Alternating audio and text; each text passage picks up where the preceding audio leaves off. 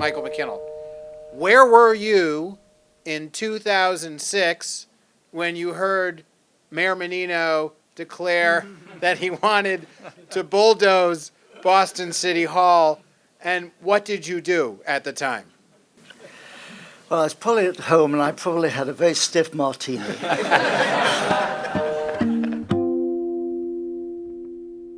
Boston City Hall. Only New England weather and sports teams are more popular subject for Bostonians. It seems that everyone has an opinion about the structure, whether they like it or hate it, and what to do about it. We spent about 8 years thinking about this work, which is not as long as Michael spent on the building, but it's close. And for us, it's been a real treat to get to know a lot of the architects from this time period by developing our work in the book and getting into a lot of archives and trying to understand the ideas behind many, not just City Hall, but many of the buildings of this time period. I think Boston is really, in particular, what we try to do with the book is to celebrate the fact that we think Boston is maybe the most important center of concrete architecture in the United States. There are some great centers in Europe, but in Boston it was really a convergence of a large amount of building, a large ambition with the city that led to what is a very dense and high-quality clustering of buildings in a similar vein. So for us, that really motivated producing the book. What motivated this work, I think, in the early years in Boston was a confluence of a number of different factors. Decades of almost no growth in the city of Boston, a kind of political impasse between the Irish Catholic community and the Protestant banking class that didn't allow anything to be built. A lack of investment in Boston, a real decline in the population of the city, and a number of things which in the end led the city to believe it needed radical action, radical change. And that came in the form of urban renewal, which we try to look at the nuances of in our own writing, that it certainly has a narrative of very negative views of the urban renewal, but placing yourself into the mindset of someone like Ed Logue or John Collins and really trying to rescue the city from what was called a hopeless backwater by the Boston Globe was something that required enormous ambition. And we're still shaped by that ambition today. We've launched now a comprehensive plan for the city. The city has launched a new plan, but the last plan that I just showed here, the 1965 to 1975 master plan, was the last one the city conducted in a wholesale way. When you look at some of the urban renewal images, sometimes you can see the scope of radicality. The other thing that you can see is how little was built in the city of Boston prior to this. Look at this entire peninsula of Boston. The only thing that you see that's tall is the Prudential Building. And very little development had occurred in the 30s, 40s, and 50s due to this impasse and the lack of investment. And Government Center itself became an important symbol of the fact that Boston was worth investing in again. It was a way of attracting federal funds to the city, an enormous amount of federal funds that enabled the project to happen, but also a signal that the corruption of earlier generations had been past. And I think this has a key effect on the idea of having a competition and the idea of allowing the competition process to proceed without the kind of political intervention that many projects typically have. Boston was really at this era put on the map of the world, as seen as a leader, as a new kind of center of ambition, and a sort of surprising center. Many people thought of it not as a center of great potential future development, but in much more negative terms. And I think the Government Center project really brought enormous national attention. I love this. This is an article in Architectural Forum that focused the entire issue focused on the city of Boston, and I love the title of this particular article, "The New Boston, Men, Projects, and an End to Despair." Right? This is the kind of terms that people were thinking of, the sort of dramatic terms of the time. City Hall, of course, is the centerpiece of that Government Center project, maybe one of the most important buildings built in Boston of any period, but certainly of this period, a key work. And I think what's remarkable about it is how much it grows out of the process itself. And I don't know if Michael will agree with me on this, but I see it very much as a kind of considered essay in a number of different things, architectural ideas as well as things down to the level of programming. So the original competition brief that was written and presented to all teams really captures some of the things which we see in the building itself. In particular, the breakdown of the program of the building into different areas. So for instance, there's the programming document here is very, very thorough, very, very deeply researched, and included 3 different categories of architecture, which you'll see in the actual building itself. We could have had other submissions. There were 256 submissions, all American architects, no international architects, but there were 256 entries called in 1961. The first submissions were in early 1962.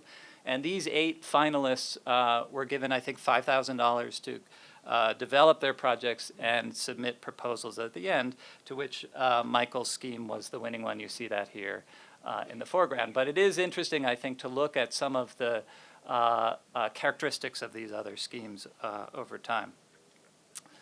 The winning scheme, of course, we all know it won by a unanimous vote of the jury.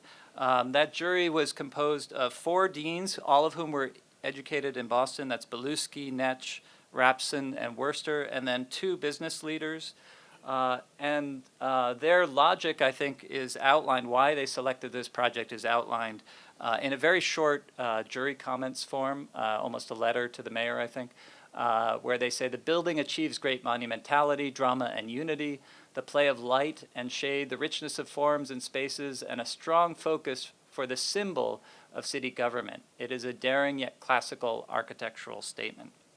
I think in many respects, that dare and classical characteristic is what initiated some reactions to it, and maybe the passion that we even hear today began, as early on as you see many of the articles talk about a dignified controversy or some level of controversy, a real awakening that Boston could do something innovative and original, and then also some fear of that as well at the same time. And I think the building has always charged up passions over its history. It is very much an essay in government, in expressing the nature of government, the characteristics of government. So there are elements to the building, the famous hoods that represent the bicameral government, the city council, as well as the mayor's office being expressed. And then these 3 layers of the building, the upper layer of the bureaucratic functions, the ceremonial functions, and then the public functions down below. And this, again, is something which was directly outlined in the competition brief, and I think visualized in a very innovative and thoughtful way through the architecture itself. One of the other, I think, wonderful characteristics, this is probably my favorite quote from the entire book, Michael, thank you. I think if we could have done it, we would have used concrete to make the light switches. This period was characterized by a real thoroughness of design to all levels. And that's what makes buildings like this so remarkable. The inside and the outside are conceived as one totalizing project. And to do that today, that almost never happens today, I think it's one of the remarkable things to look at these buildings that were done earlier, is how thoroughly they were conceived, from the structure to the systems to all sorts of other characteristics. So someone like Lemessurier, being involved in this as a structural engineer, was very highly integrated with the design process. The reception, again, maybe echoed at its opening, echoed the same kind of passion. Made many of the covers of the magazines across the country, and then it also received concerns. But I think what was wonderful about its opening is the kind of life that was brought to the building. The Boston Pops under Arthur Fiedler performed at the opening, the Boston Ballet. A number of really exciting kinds of events happened, and I think that's been one of the losses over time, that sort of character of the building being a container for many civic experiences slipped away over the decades as time went on, and now maybe is starting to emerge a little bit more. It was also widely seen across the world, very influential. I love these 2 buildings in Istanbul, a ministry that's pretty much a not very good knockoff of your your building. In Baghdad, a proposed building that you can see the language, and unfortunately in Birmingham, a building that's now been torn down. Ada Louise Huxtable, writing at the time of the opening, I think summed it up quite well. She says, Boston had one of the handsomest buildings around and thus far one of the least understood. She always talked about the architecture gap, the gap between the quality of the building and the public perception of it, and I think that continues today. Today, oftentimes it's seen in quite negative terms, almost dystopic, and I think that couldn't be farther away from the intentions of the building. That couldn't be farther away from its character, but it's something that we have to acknowledge and realize that there are many people who see it in terms that are opposite of what its original intentions were.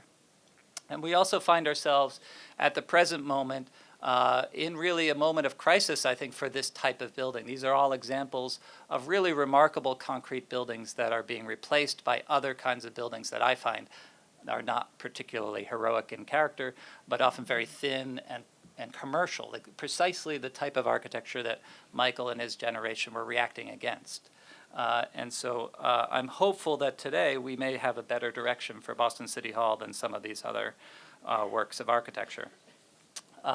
It's been studied many times. I'm one of the participants on one of these rounds of academic studies where people try to apply their imagination. It has been used as a site for tactical urbanism more recently by the Walsh administration, which I agree with Mike is a chance to kind of enliven the space, but it doesn't really answer the fundamental questions. It's a sort of beginning point to a conversation. And I would say the beginning point to that conversation for me is a bit returning to some of those original intentions and understanding where they've been lost, where maybe they've been superseded by other characteristics that the city has to take on, but also where within the building's own DNA there's opportunity for us to rethink it. And I think that's really one of the wonderful things. This is another favorite quote of mine by Gerhardt and Michael, writing several years later. I think this is from Architecture Boston, talking about the building as the start of a process that would engage successive generations of the citizenry in the embellishment, decoration, and adornment of the robust armature that we had designed. I think that's where we are today. We have this robust armature, we have this wonderful piece of architecture, but the question is, how do we use it, and how do we change it, and how do we embellish it? And so I will ask if Michael might react to that later on in the presentation, that original, maybe expand a little bit on what you meant by that statement. So thank you. Great, thank you. Anita. Oh, yes. As we know, the plaza is both beloved as well as not beloved because it has all kinds of problems. This is the academic part of the conversation, in the sense that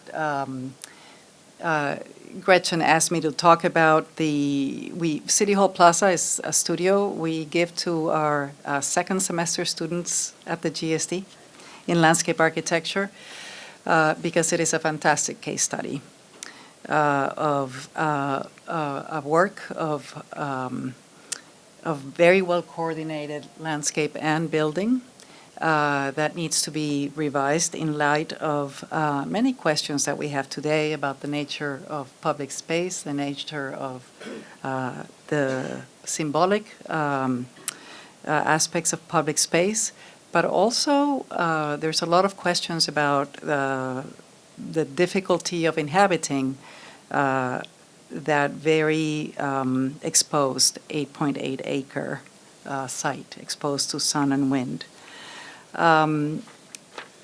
We are also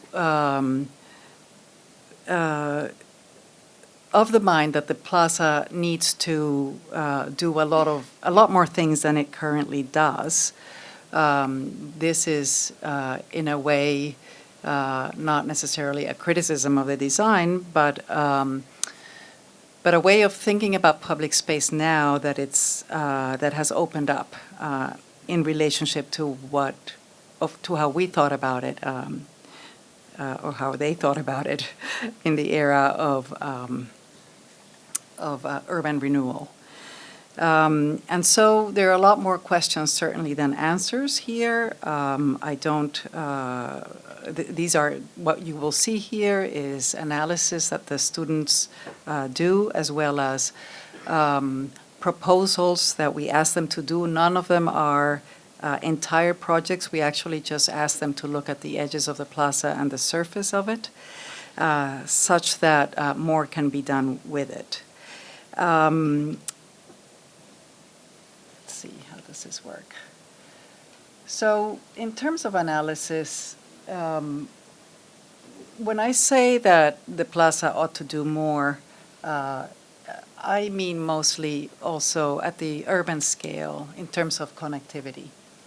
The context for the plaza has now changed radically.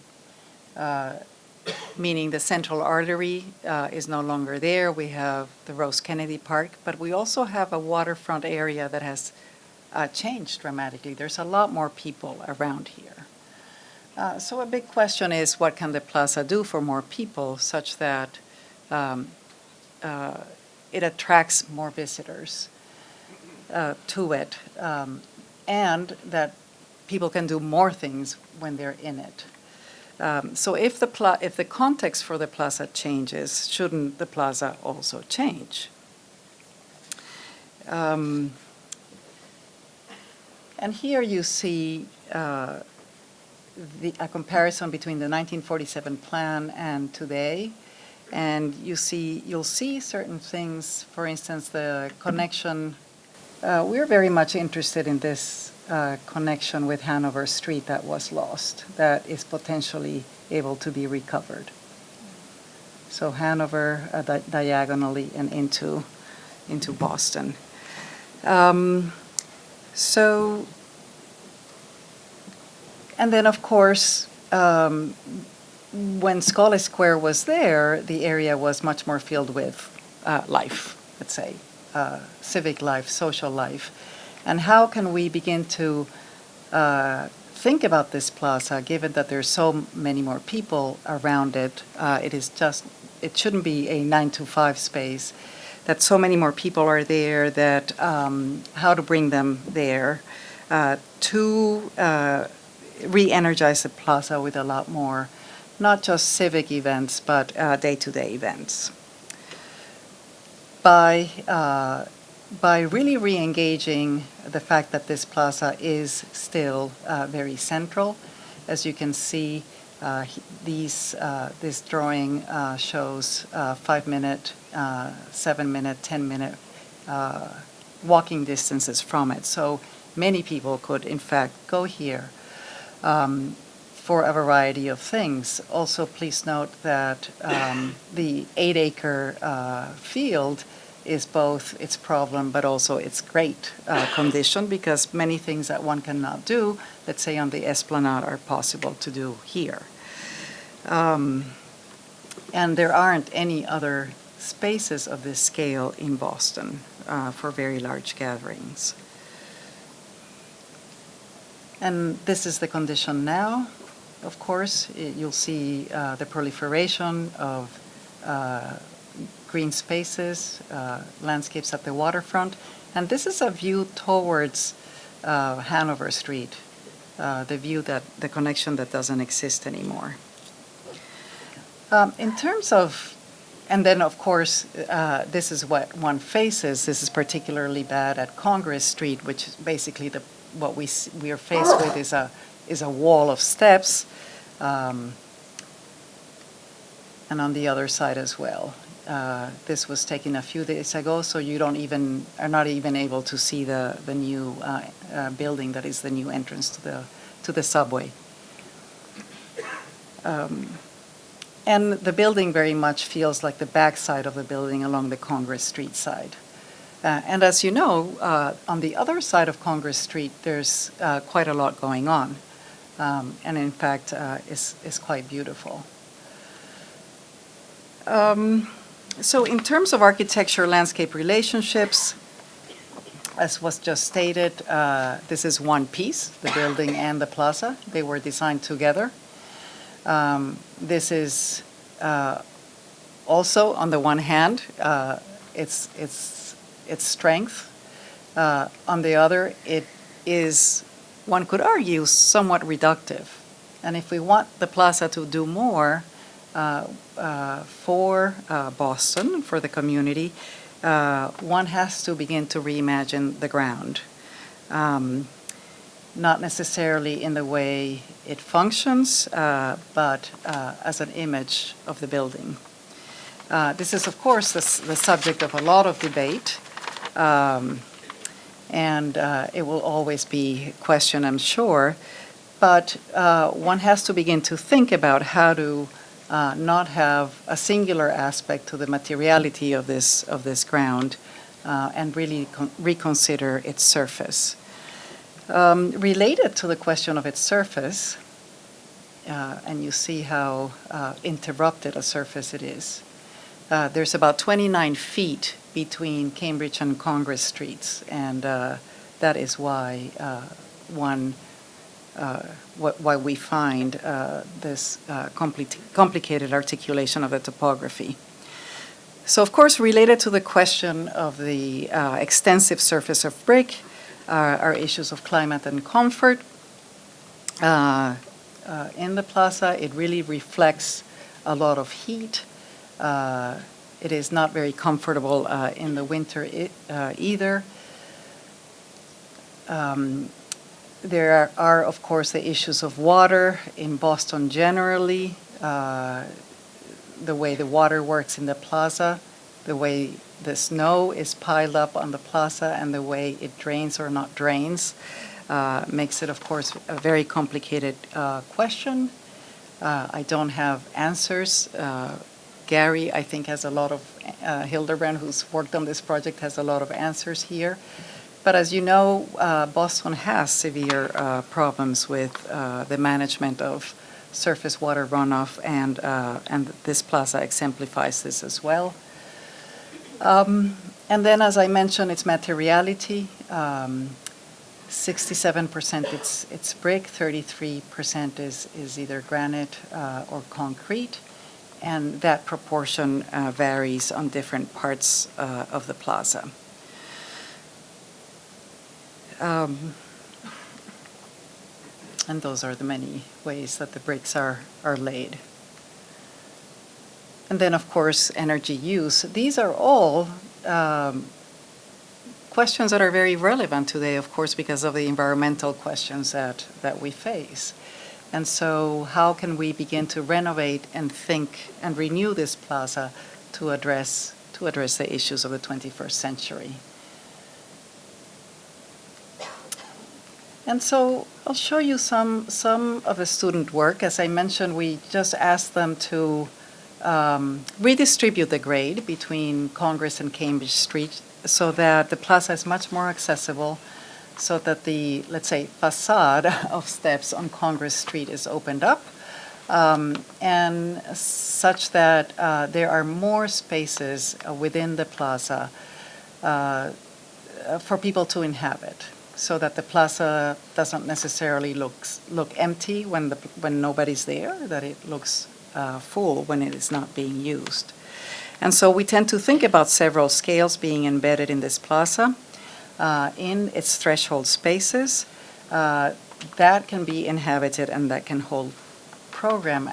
And for us, the difference in grade, the 29 feet, is an opportunity to do that. And it's a question of redistributing where those grade changes are. Interestingly, if one were to just very simply connect the two streets, the plaza is so large, the slope is about 3.5% completely walkable. If one goes on the diagonal between the northeast corner and the subway station, it is even less than that. So that was an interesting discovery. And here you see one such distribution that wants to connect really very smoothly the extension of what used to be Hanover Street, which was right here, in a way that makes the Cambridge Street side of town with the waterfront side a lot more accessible.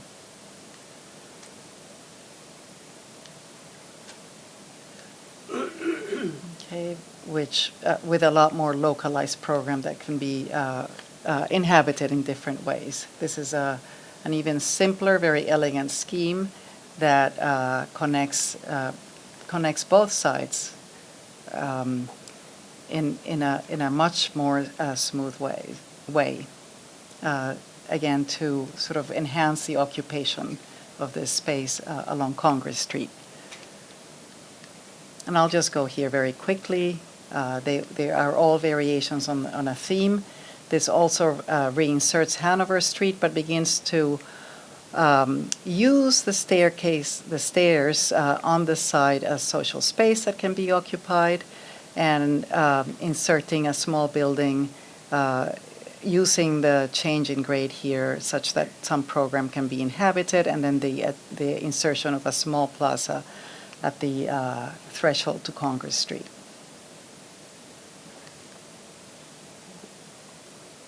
Just ideas. I'm not sure they're good. They just open it up for questions.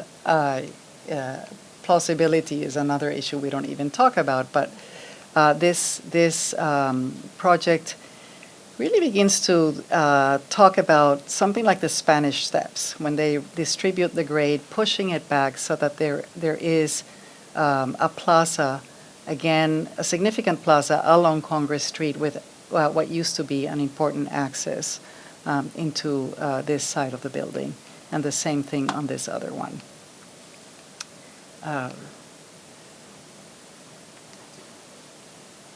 Here, the idea of multiple spaces on the threshold is even much more articulated, with then embankments of plant that are planted to negotiate between the existing grades at the edges of the building and a new main space at the center, and the threshold spaces.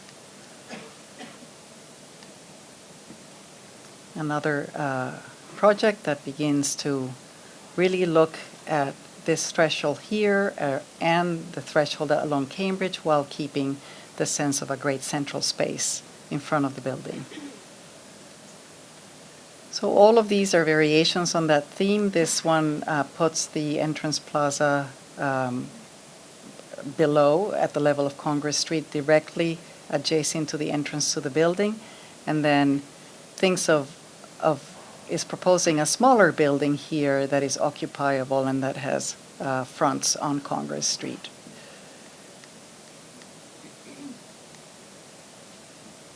And then a restructuring of the steps with planted side. This one is really looking at it from the point of view of nightlife, and we have many months here where it gets dark starting at 4:30. So this student only looked at it from this point of view. This is sort of a crazy scheme of these sunken gardens that are also these very monumental light wells.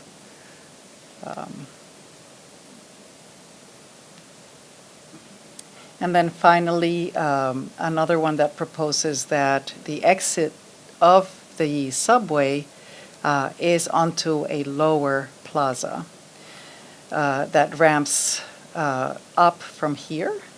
And these are all installations that have to do with news events and with civic spaces for getting together for public rallies and so forth.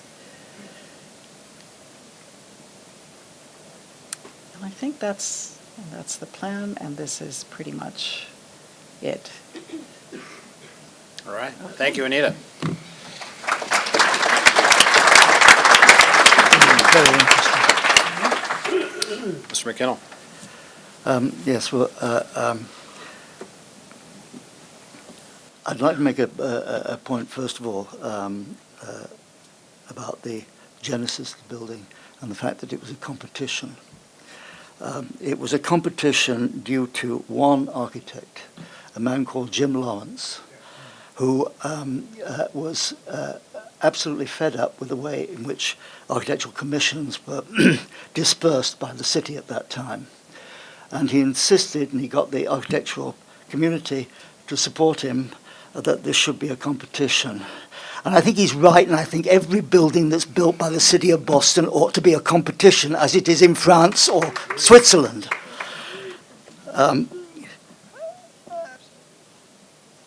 I think you mentioned, Michael, that the building was finished. I think you actually used that. We never thought that the building should be finished. We thought that it should be a continual work in progress. I think that ancient city halls, from one thinks of, are just that they're continually being revamped, they're continually being embellished in different ways, and I think this was our great regret that the city at that time, or up until the last year, between Mayor White and Mayor Walsh, had no interest in doing this at all. I think probably for justifiable political reasons, that the expenditure of public money on this kind of thing is perhaps not acceptable, certainly wouldn't win many votes. The plaza, yes, just a little bit more about the City Hall. I do have some ideas about what should happen there, and I use this forum to express them. Stephanie and I designed a visitor center for Philadelphia. It's a 60,000 square foot building. It gets about 1 million visitors every day. And it's the first place that visitors to Philadelphia go, and it's also the locus of various celebrations, and it's rented out and so forth and so on. I don't believe there's any such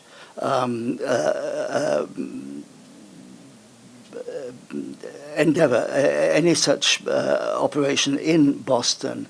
The best that I can see is the ground floor of Faneuil Hall, where it's sort of patched together and it's cramped. I believe that the lower portion of the building should become a great visitor center and a museum of the city of Boston. There's no museum of the city of Boston. This is absolutely shocking for one of the greatest cities in America, let alone the world. The Freedom Trail should start there and emanate from it. And I think that the lower portion of the building will be admirably suited to this. I would encourage, if that were to happen, that quite radical modifications could be made to the fabric of that portion of the building, particularly, as you mentioned, on New Congress Street. I think it would be perhaps inappropriate to engage in sort of rationalization of design decisions that we made. But I'd like to point out that one of the generating forces of this design happened in 1960, before the competition was ever mooted. I was living in New York at the time. I went with a friend whose second name you'll all recognize, Bob Eisenman, the famous man's brother, to a rally for the future President Kennedy. It was held, I think, at about 76th and Broadway. The crowds extended all the way down 76th Street in both directions and Broadway. And it occurred to me, naive as I was at the time, why is this happening, at this crossroads? There's no sense of being together. All these people were stretched down these streets. There was no sense. And I thought that when we came to doing the City Hall, that the City Hall and the Plaza particularly should offer that opportunity to the citizens in Boston. Naive as I was, I made a presentation at one point to the city councillors, and I remarked that the great brick staircase in the entry hall would be a wonderful place for sit-ins and demonstrations. And I was met with a very stony silence. And so, just to continue on that theme, we were obsessed at that time, all of us, with the idea of the public realm, the possibilities of democracy, the possibilities of public action. That's what was in the air at the time, and we were energized by that, all of us, at that time. And we thought that the building should somehow not just allow for that, but actually engender it. And we thought that the building should be open and it should be penetrable, and it should be accessible at night and day, and one shouldn't have to open. And that was the whole idea of passing through and under the building. Of course, times have changed, and this is now impossible because of the stupidity of the threats that we live under. However, times will change again. So anything that's done in that area should be reversible. I think this is very important. But I do think that the center of the building could become a great public hall. It should be glazed over. We had wanted the terraces there of the interior to be planted, and for the top of the mound, as we called it, to be a celebratory space. I think this could still be achieved. One final point that I would like to make is that I admire very much the attention that your students have paid to the surface nature of the plaza, and I think that's very, very important. But if I could offer just a word on this, I'm not sure that the plaza or the building in its present condition can accomplish the sorts of things that we had envisioned without a very considerable and radical intervention. I think that you're right. The surface needs to be treated, but I think much more has to happen there. I'd always thought that it would be wonderful to have, I do know what's underneath it, but to have excavations there that would reveal perhaps something of Boston's past in that area. But that kind of thing, I think, is essential for the revival of this area and building. Thank you.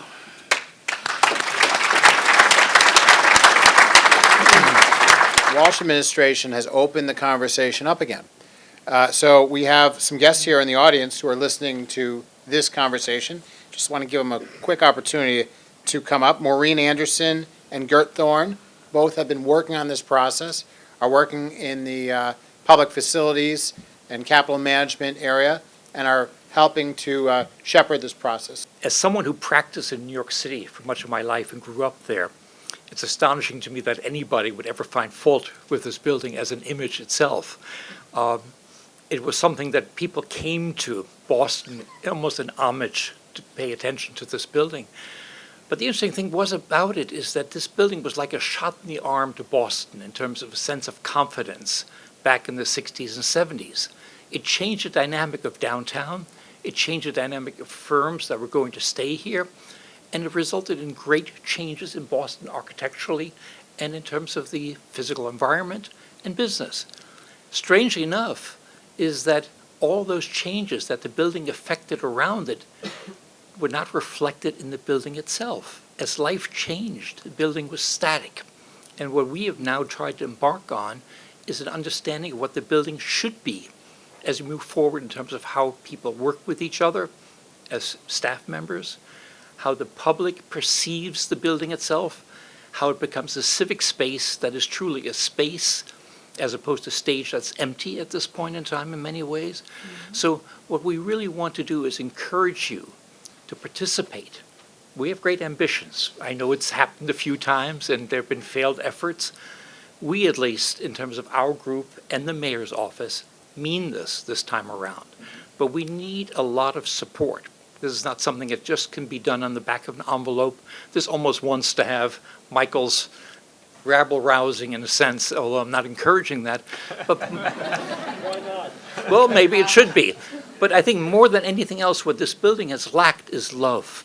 It's just had no attention, no love, and that's what needs to happen at this point. Maureen's going to talk further in terms of how we are actually trying to accomplish this. Thanks, Gert. Hi, thanks for everyone coming out, and we're so happy that we could be part of this discussion. As Gert was saying, we've started our Boston City Hall and Plaza study in November. We've been doing months of data gathering, and we're trying to have a thoughtful, comprehensive process for the plaza and the building. You know, part of our strategy, working with a team led by Uttil, is to have a three-phased study. One, we're developing a business plan, understanding what the programmatic needs are for the city that ties into the master planning of the administrative spaces. We anticipate a kind of a plan in March, the beginning of March. Then we'll develop options for that plan with recommendations in July, and then with a selected approach, and finalizing our plan in October. So that's our study. We'll have, at the end of the study, a plan, an estimate, and a phasing scenario for the project. And we anticipate maybe going forward with a plaza renovation that had been designed in concept by Boston Water and Sewer that was put on hold so that we could finish our study and, you know, have a comprehensive approach. We have a project website called Rethink Boston, rethinkcityhall.org. Please check into that website, and it has all our presentations, information about our process. We'll also try to get your contact information from the BSA and send out emails of our next presentation, our project updates. So thank you again for inviting us to participate, and we are all ears to hear everyone's suggestions. Thank you. Michael McKinnell, where were you in 2006 when you heard Mayor Menino declare that he wanted to bulldoze Boston City Hall, and what did you do at the time? Well, I was probably at home, and I probably had a very stiff martini.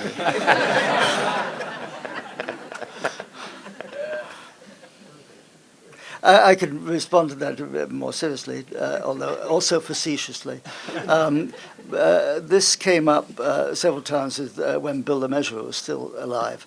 And he put his hand around my shoulder once, and he said, "Don't worry, it'll take a controlled nuclear device to get rid of this building." Okay, we'll take that. I think the greatest building we have in this city is the one you're looking at on the wall. There's not another building in the city that's generated the kind of interest, the kind of caring, at least on the part of not only this public that's here. I mean, you look at the turnout for City Hall, it's unbelievable. I thought there maybe 20 people would be here, the standing room only. That tells you something about this building.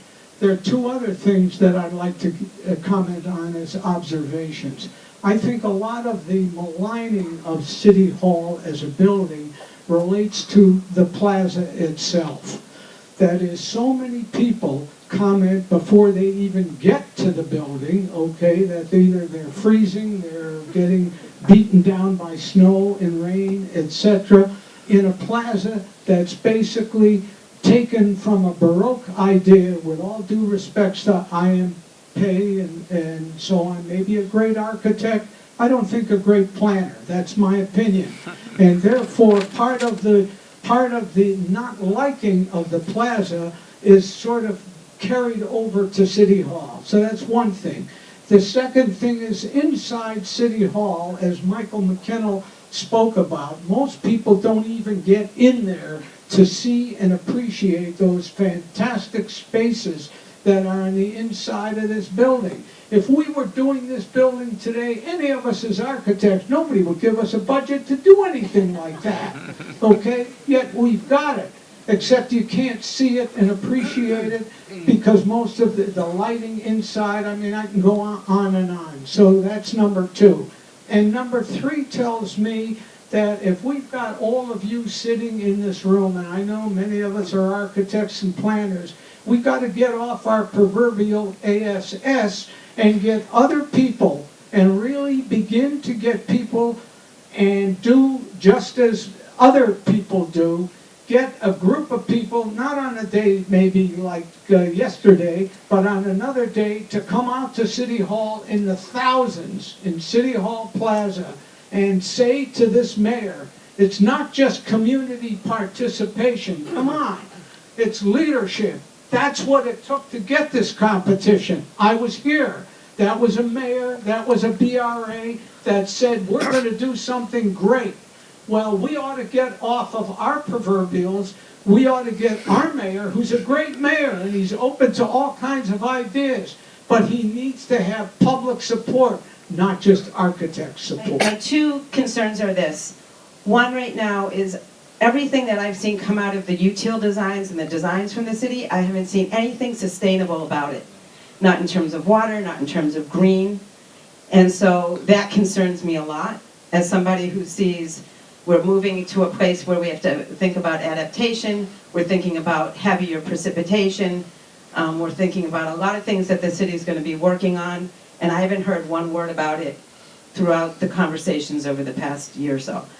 Secondly, in terms of getting the city to be part of this movement and to think about the City Hall, I think it's essential. I think your timeline has to be, I know you want to do this quickly, but I think the timeline needs to be revamped.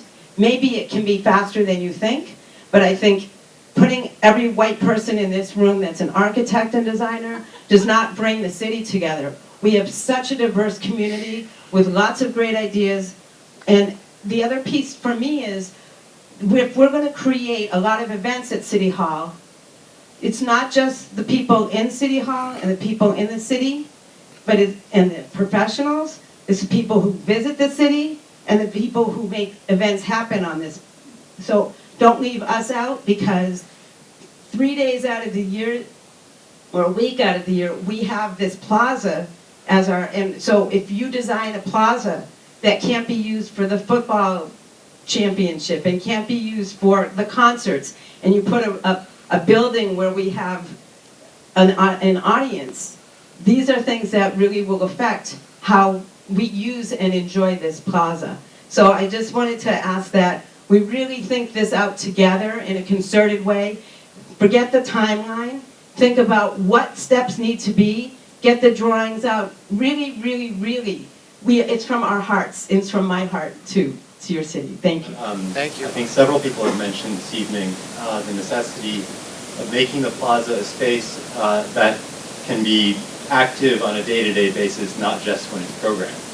And I was wondering, my question for the panel is whether there's any practical possibility of introducing a greater diversity of uses around the edge of the plaza, more commercial and retail, maybe even residential, in such a way that those activities would on a day-to-day basis spill into the plaza and activate it. Well, I can respond to that.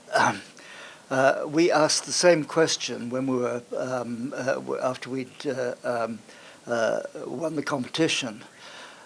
One of the first questions, when we got the program, my partner, who was of course German by birth, said, "What is this? There's no Haskell in this building," you know, and there wasn't. There was no place for anybody to eat.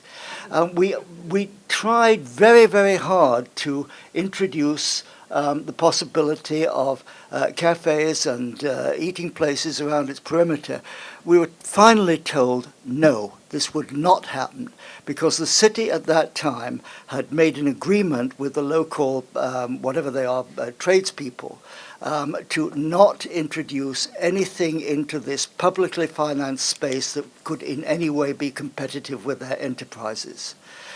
This sounds awful now, but you know, in the late 1950s and early 1960s, when people were really on their uppers in Boston, this was a real anxiety that these local tradespeople must have had. But surely now, times have changed, and surely they could be introduced into the perimeter of and even into the center of the plaza, pavilions which would provide this function. What did Toronto do right to cause the perception of their concrete building to be so much more well-liked or loved? Was it the central nature of it? Is it of the shape of it? Is it the materiality? Is it Canadian? Do they generally have a more positive disposition for things? I don't know what they did right and what we did wrong. Canadians are definitely much nicer people, as my Canadian business partner would tell, and Chris Grimley, who's co-author of the book. And whenever we talk about the problems of City Hall Plaza, he invariably will bring up Toronto's example as a counterpoint to the idea that the plaza is a problem. I personally tend to think that the plaza is too big and not animated enough, and it has a lot of problems. But Chris always defends it as a space of public gathering, as a kind of important resource in the city for public gathering. And I think he always uses Toronto as an example where there's an ice skating rink, and there are many other kinds of activities that are brought into the public space to support the character of a place that can be both a gathering place for large-scale events, for green-focused events, or for protests or other kinds of things, but can also have that day-to-day characteristic. So I'm not sure, honestly, I don't think the building in Toronto is better. I think we have a better City Hall building. I think as a work of architecture, it's much more powerful and original, but I do think in Toronto, the integration with the urban fabric and the animation of the public space around it makes it more successful. Make one comment. After the City Hall was built, the police of Boston had a logo which was the outline of the City Hall for many years. And last week, being of a certain age, I got a flyer through the mail from Mayor Walsh, who advised me that the city would keep me warm if I got cold this winter. On the front of that flyer was a logo of City Hall, so I'm optimistic. And there are two recent developments in City Hall Plaza that are really beginning to change its face. One is Bill Russell Plaza, just to the right of the main City Hall building, designed by Presley Associates landscape architects as a tribute to Bill Russell's achievements in basketball and philanthropy. And it's a very good reflective space, and the placement of Bill Russell's statue makes the Washington Street pathway towards City Hall more welcoming than it did. The other is the new Government Center station.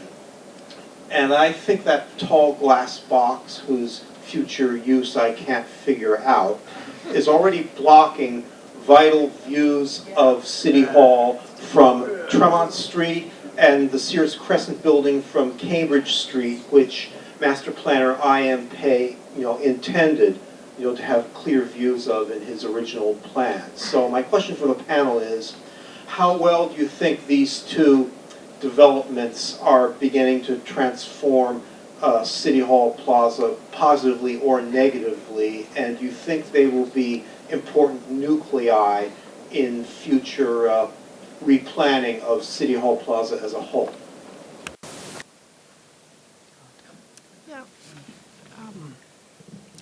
Yeah. I'd like to say it. This is perhaps because I am mostly concerned with public space and civic landscapes. I would say the solution here is not to put things on City Hall Plaza. I don't think more buildings, sculptures are necessary. What is necessary is a surface that is much more engaging with its neighboring streets, that makes much more easier and pleasant access, much more pleasant conditions to be there. Successful civic places and spaces are very simple. They don't have stuff in them. And I don't want to say that those sculptures and that building is stuff, but I have seen many examples of public spaces that try to be fixed by inserting things rather than making spaces for people. And this is what we need to focus on, is how to make that exquisite expanse, because this is its power, it's how large it is, to have enough intricacy around the edges of smaller spaces, not necessarily things, but smaller spaces in the form of smaller plazas, of steps that can be inhabited, sit comfortably on it, that people can be there as a actually a very pleasant and wonderful experience. That's not rocket science, but somehow it is very, very hard to make. And the answer is not to fill it up with things. It's making the possibility for people to be there.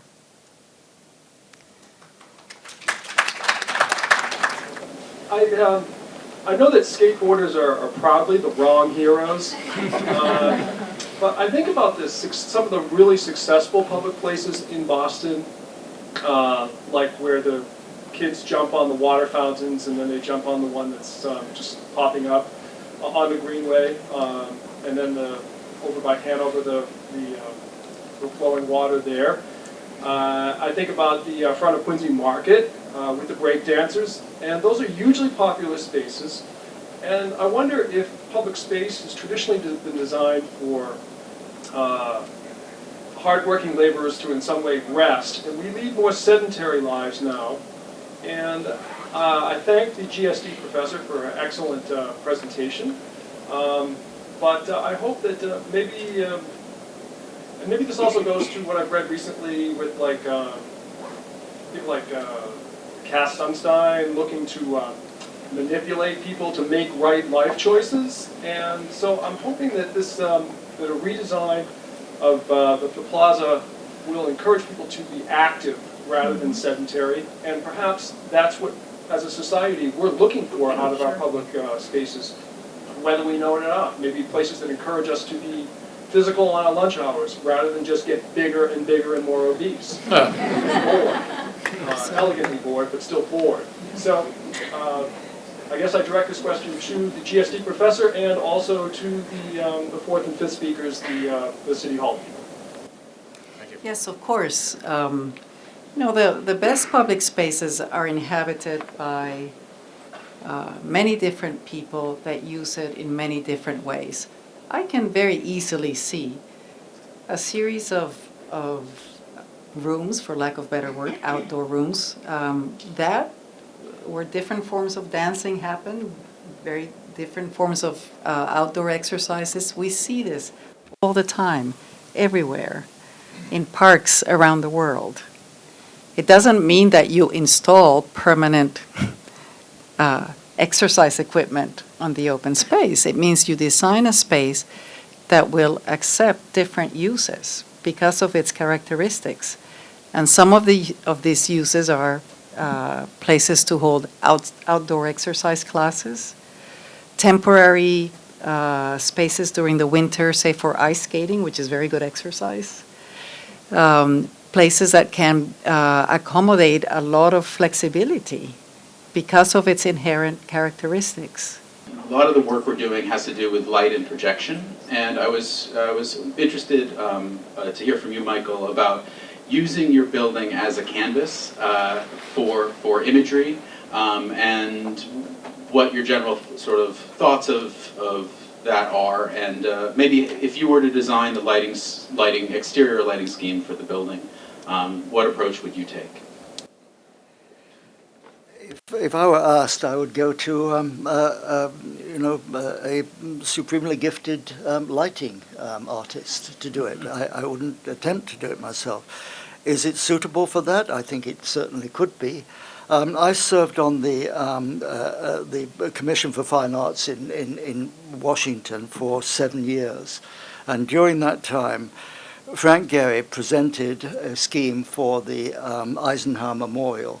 It was much more an urban design scheme than a memorial for Eisenhower, but it consisted of absolutely magnificent and huge columns, like 12 feet high, stretched between which were scrims, onto which he was going to propose a woven, metal woven sort of tapestry, outdoor tapestry. I think that this could be done even more effectively with light. And certainly it sounds marvelous what you're proposing.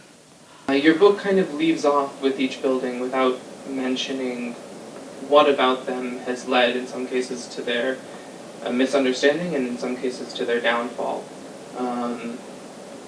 It really establishes, well, the sense of heroism, but doesn't really explain why some of us don't understand them still. And so I wonder, from a literary standpoint and from a architectural criticism standpoint, why you let that sort of be out of the book. And Michael, as we continue this discussion about changing City Hall, even some of your personal changes that you might have, I wonder if there's any part of it that to you is sacred, that we should all kind of go take a second look at and consider leaving unchanged. Thank you. So to your first question, I think we had ambitions to talk quite a lot about the contemporary moment as well as the historic moment. Limited page counts, all sorts of reasons, but also maybe that the topic, we felt our job was to really put people back in the mind of the original intents before the shifts have happened, so that hopefully this book will be a document that's worth having longevity, versus if we had made half our book about the moment that we're in right now. I think that's a moment where people can create their own interpretations. We're much closer to the present moment than we are to 1969 or 68. And so our goal was to really counteract what I think are a lot of misunderstandings of the intentions or misreadings. And I talk quite a lot in, it's maybe we left it out of the book so we could talk about it on the book tour, what some of the problems are. And I think a lot of them actually come back to some of the questions that were asked today. Why are we dependent on private funds to want to make changes to our public buildings?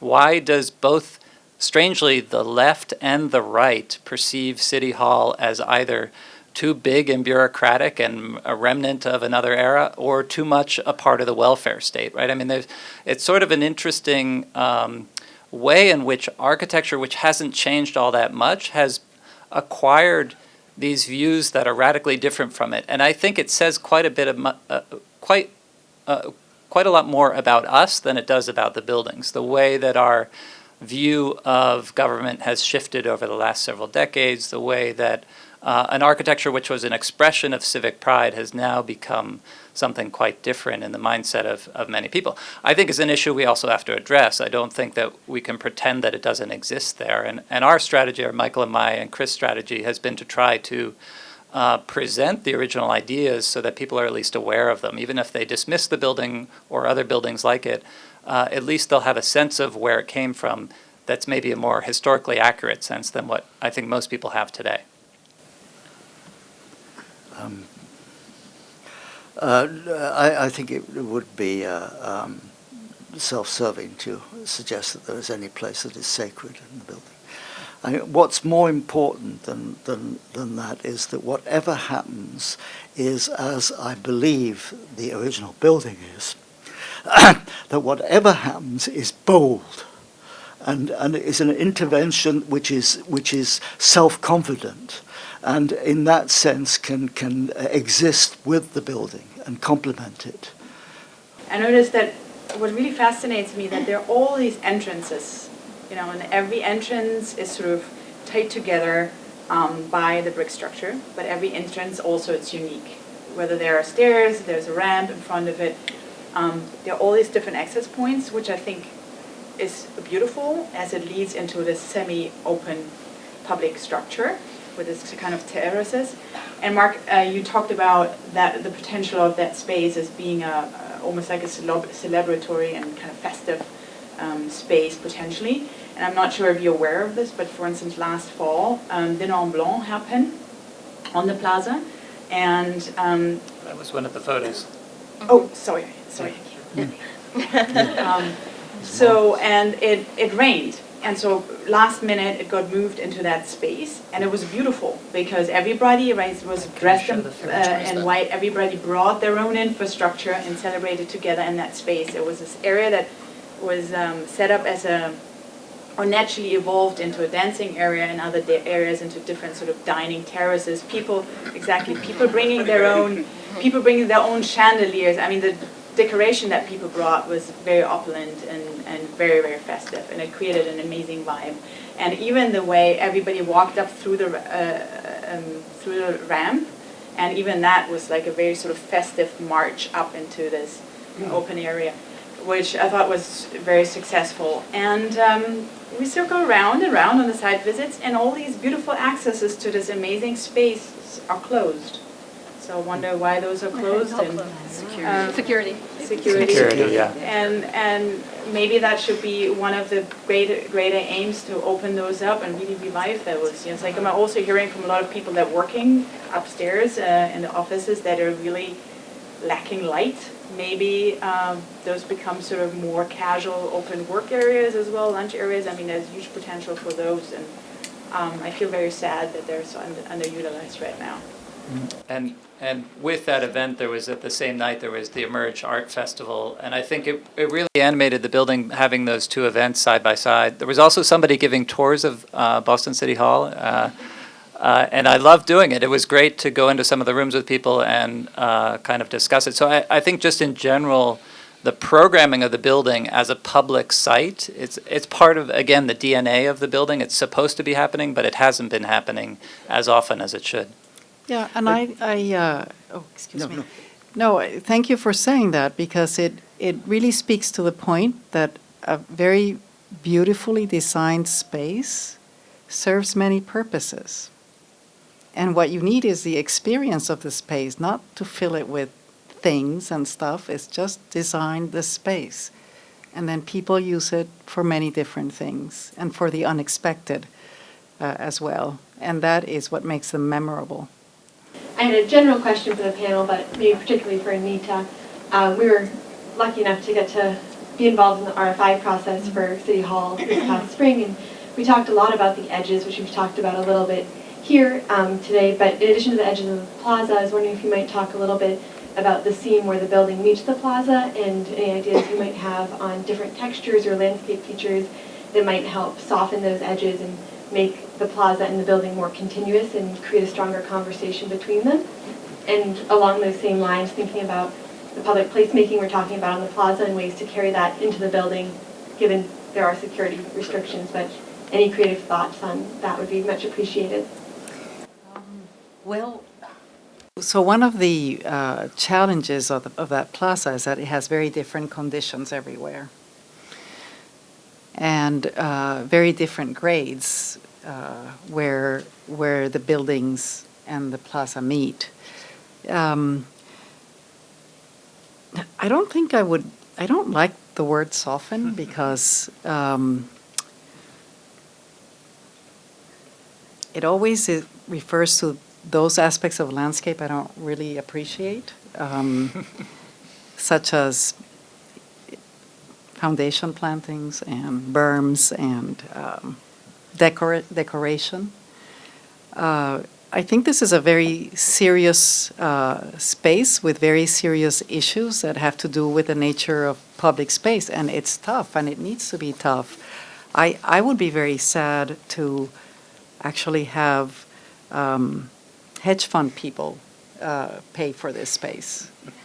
That would be, for me, I think a very sad moment in the history of our belief in what we believe has to be the sort of the res publica, our common ground. And those things are never, in a way, easy transitions. They exist in all of their strength, as Michael said, as bold expressions.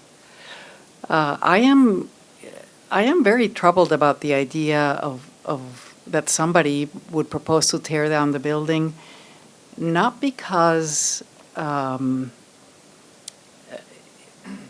in the sense, I mean, not necessarily as somebody who's interested in the history of architecture, but in the sense that if we are truly a diverse society, we have to have the sweet, the pretty, the great architecture, the bold, robust architecture. I mean, what a thing against diversity it would be to take the buildings of an era out. We need all of them. We need all of the expressions of architectural history in a city in the same way that we need all of the expressions of its community. And to have, I'm sorry, you asked a very technical question, and I'm here answering with ideology, but I do think that, like the building, the landscape has to be one that is very robust and very bold, and not necessarily be softened, but at the same time be something that is accepting of many ways of using that space. And that's why I in a way, emphasize ease of access, not so many steps, areas of a different scale that can accommodate many different uses that are not necessarily compatible against each other, to specifically speak about this great diversity of this great city. I think the question that I have, though, is, are we designing this next iteration for architects, or are we designing this next iteration for everybody else? Because as an architect, I know, because of my training, I have that different narrative that 99.999% of the rest of the people don't have. So that's a critical question. And here's the other question I have, particularly for the Boston City Hall people, and I applaud the fact you're taking this on. It's excellent. Are you recognizing that we're in the 21st century? The 21st century, everyone has their iPhone out, is radically different and has changed radically quickly than the 1960s. We are now living the age of biology. The reason Boston is such a resurgence is because of biotech, right? There's huge articles, even on PBS, about brain science. Are you using new findings in brain science, new biometric modeling, in your assessment of what exists there now, and what you choose to make it better for people who aren't architects? So I would just say that I haven't heard anything that suggests you're really approaching this in a 21st century way. Biometric modeling is now used for almost a lot of web design. It's used for product placement in Macy's. It's eye tracking, it's galvanic skin sensing. People are gonna do that. People like Colin Ellard at the University of Toronto, a neuroscientist. He is marketing himself, go on his website right now, as a design consultant, because he can tell you how your design will make people feel. So I would recommend, you get my book, Cognitive Architecture, but I would really recommend that you really look into what Boston is most famous for right now, biotech, and use your city hall as an exploration into what makes Boston such an amazing place. I would definitely dispute 99.9%. Our experience in now being in public events, many of which don't have any architects in it, for instance, the Boston Book Festival, we asked who loves and who hates City Hall. It was 50-50, which is better ratings than our president or almost any politician has.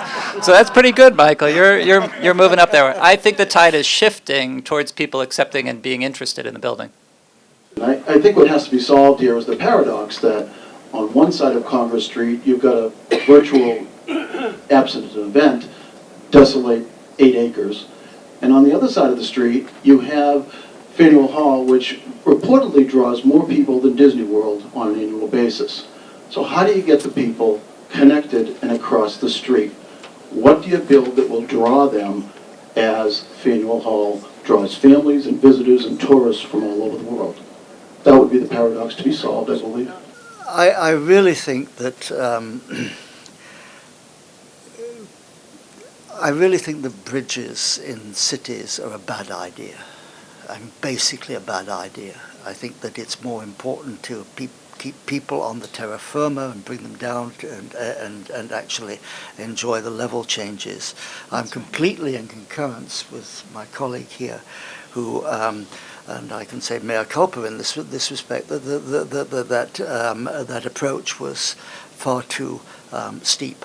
But I really don't want to get into rationalizations of justifications of mistakes or whatever it was you'd like to think of that we made.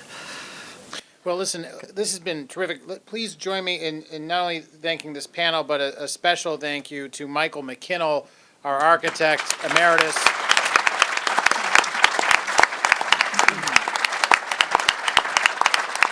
Now there's this, we don't want you, there's that energy. We've got to find a way to get back so that people, whatever path that they're on, it's not judgment. They're still part of our community and part of our family, and they're worthy of being cared for and protected.